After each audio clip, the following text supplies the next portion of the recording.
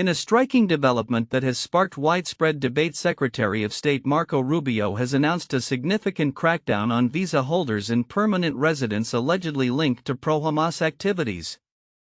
This announcement follows the controversial arrest of Mahmoud Khalil, a Columbia University student and activist who has become a focal point in an escalating political discourse surrounding immigration, national security, and free speech.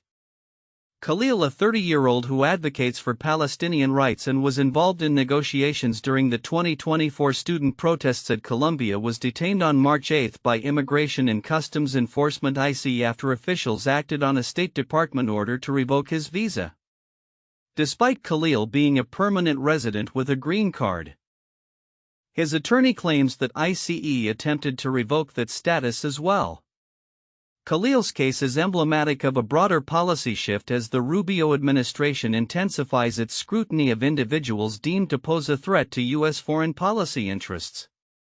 During an appearance on CBS's Face the Nation, Rubio stated, "We're going to keep doing it," referring to the administration's commitment to deport individuals linked to Hamas.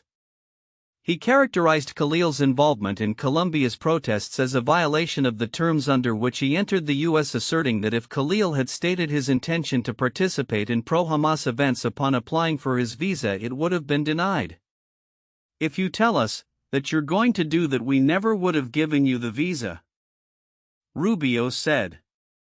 This rhetoric underscores a broader administration stance that views participation in such protests as a direct challenge to U.S. foreign policy.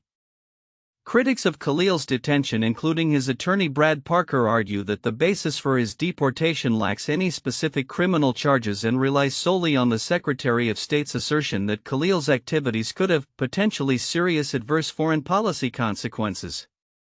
Parker insists that this punitive action is a violation of Khalil's First Amendment rights, stating he does not have any affiliation, does not support Hamas. The legal community has raised alarms over the implications of such actions, suggesting a chilling effect on free speech and political dissent in educational institutions. The ramifications of Khalil's arrest have resonated beyond his individual case.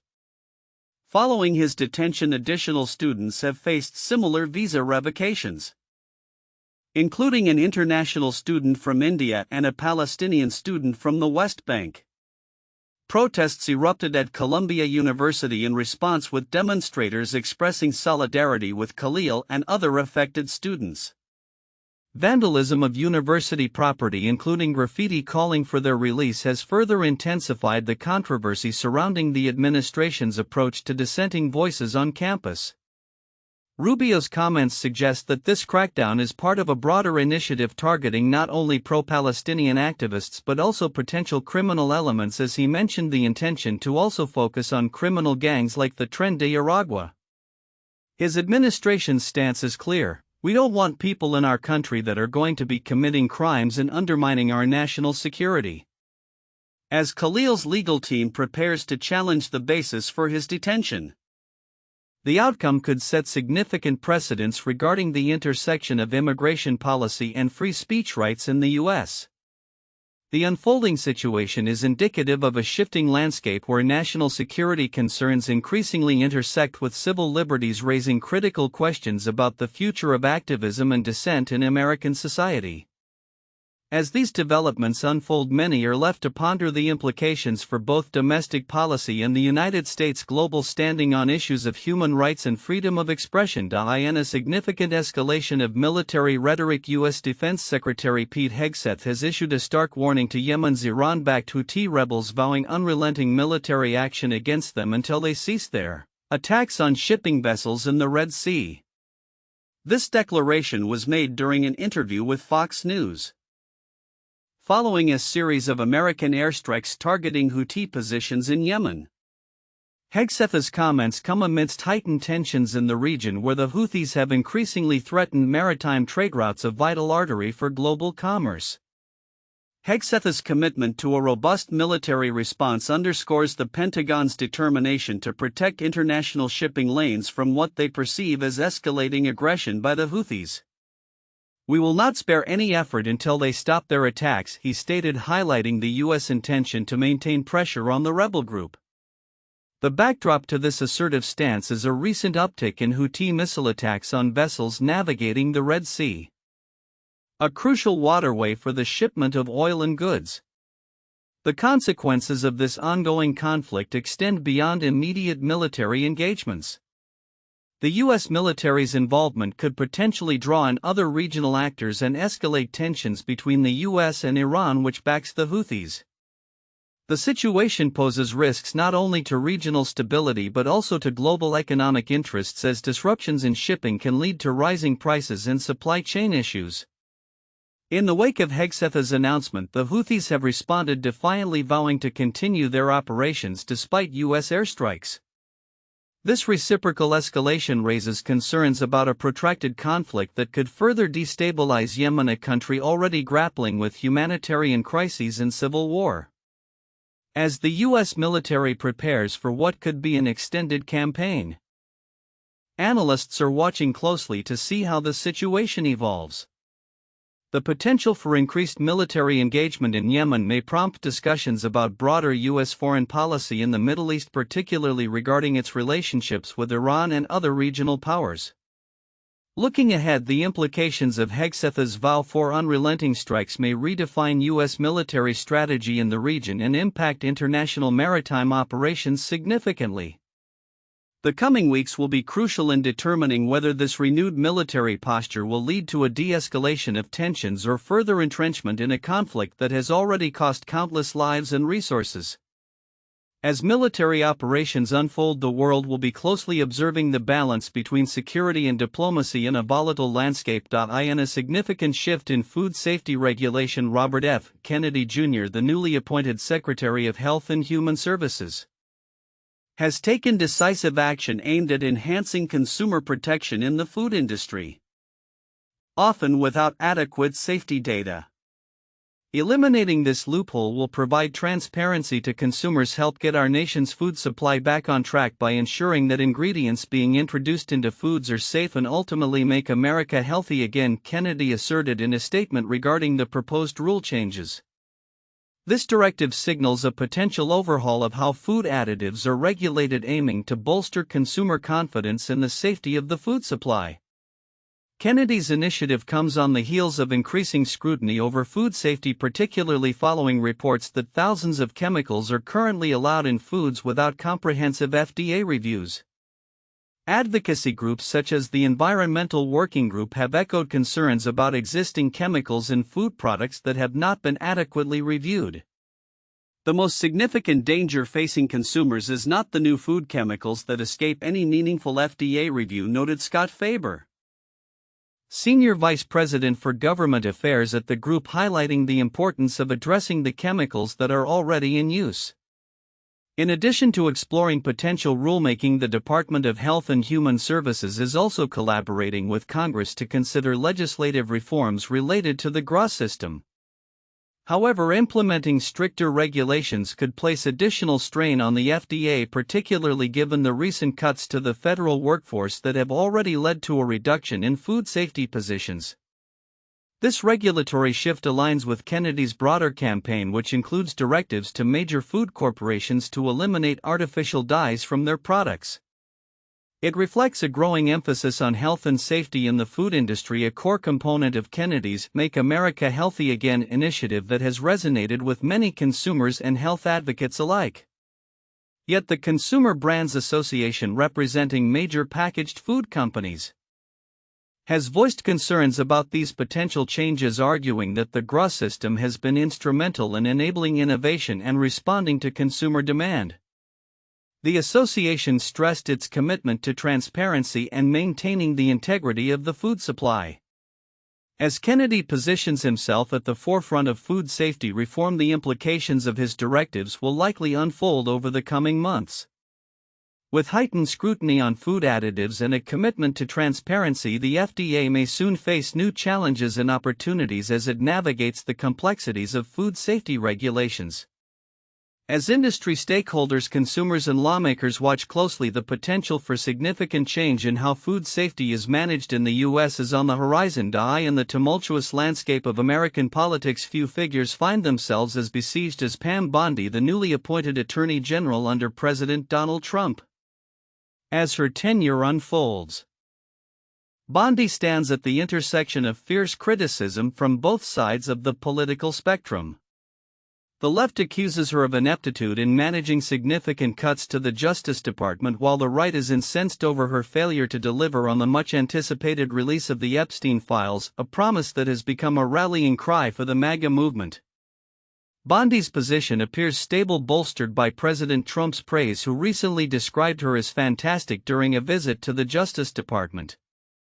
However, the longer-term question remains: how much longer will Trump's base tolerate perceived shortcomings? Bondi has already incurred the wrath of influential conservative voices who argue that she is out of touch with the administration's core mission. Steve Deese, a prominent conservative commentator, expressed concern about Bondi's fit within Trump's inner circle, suggesting that she has stepped on a rake by failing to meet expectations, particularly regarding the Epstein documents. The Epstein case, which has haunted Trump's presidency, represents a dark chapter involving powerful individuals and allegations of sex trafficking. The MAGA base has eagerly awaited the release of documents that could expose others tied to Epstein's nefarious activities, but delays and incomplete disclosures have led to mounting frustration. Following a highly publicized event where Bondi presented binders labeled the Epstein files to a group of MAGA influencers, disappointment ensued when it became clear that the contents contained little new information. This debacle amplified calls for her resignation from some quarters, with conservative activists like Laura Loomer and Representative Anna Paulina Luna vocally demanding accountability. The Justice Department has defended Bondi's actions, citing an ongoing review process to protect victims.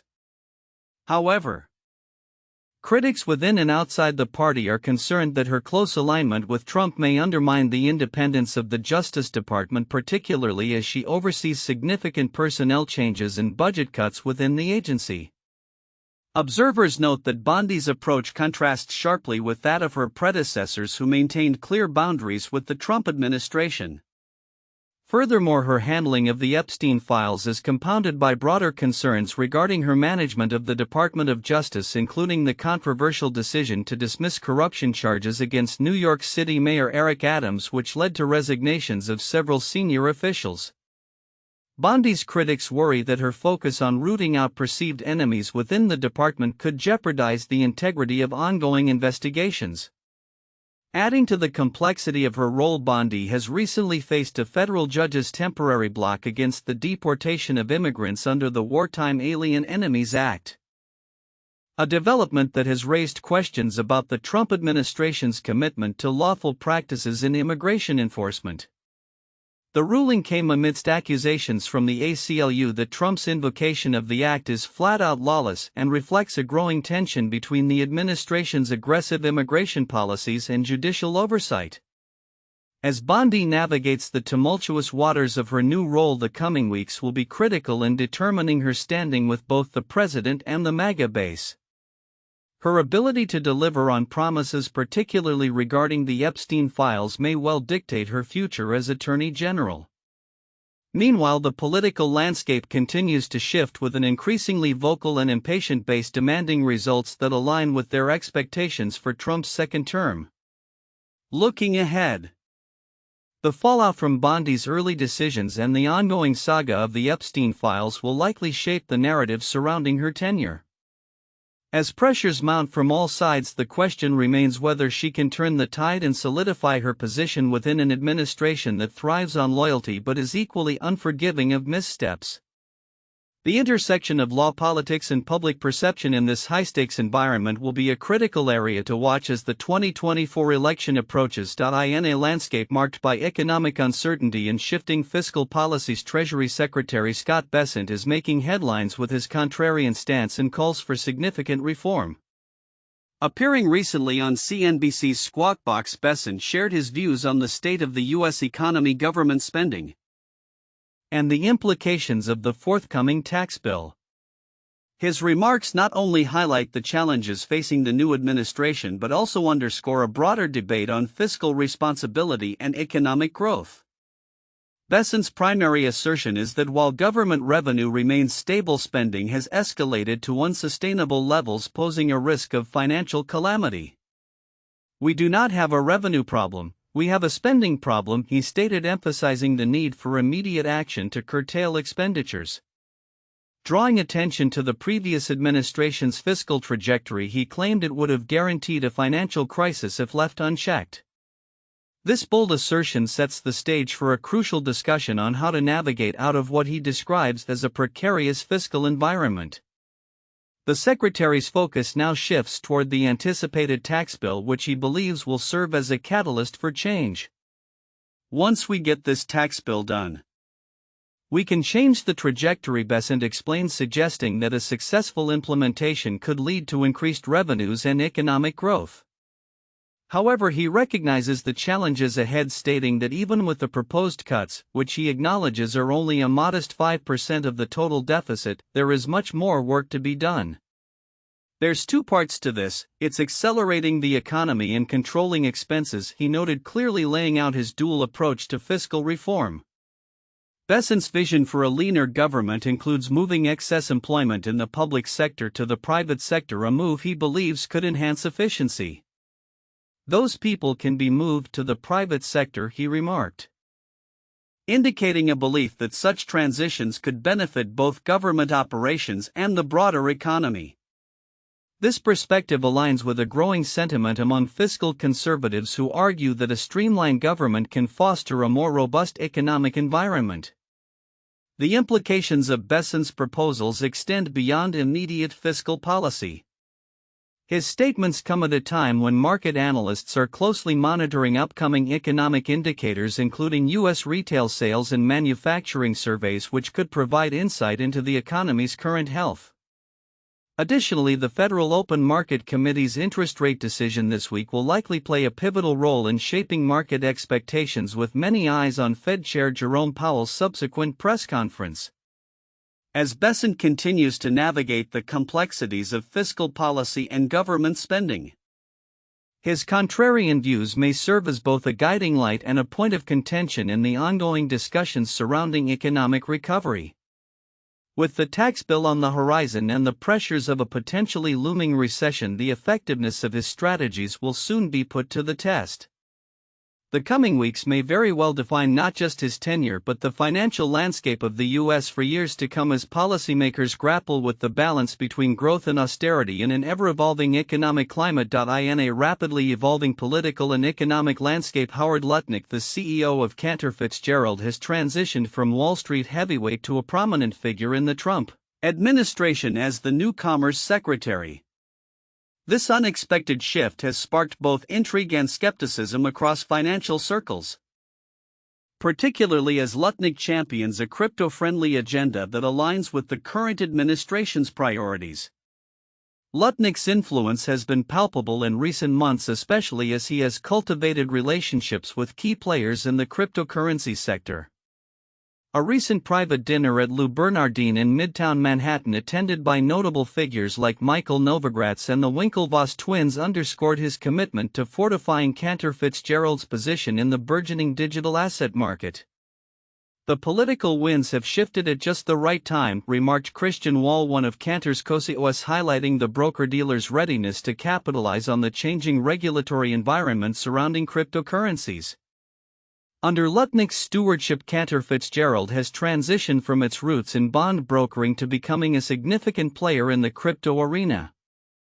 The firm's net revenue reached approximately $2 billion last year, a remarkable 50% increase from the previous year. While this figure still trails behind larger firms like Jefferies Financial Group, it places Cantor Fitzgerald ahead of many boutique investment banks. This growth is particularly noteworthy given the firm's relatively early adoption of cryptocurrency trading strategies, which have now become a focal point of its business model. However, Lutnick's new role has not come without controversy. Critics have pointed out that his approach to economic policy and the administration's tariff strategies may reveal a lack of understanding of fundamental economic principles.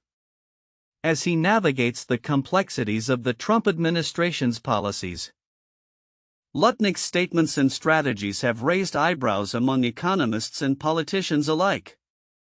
Brad Palumbo of the Washington Examiner remarked that Lutnick's media engagements suggest he may either be misinformed about basic economics or is willing to compromise his integrity to align with the administration's narrative.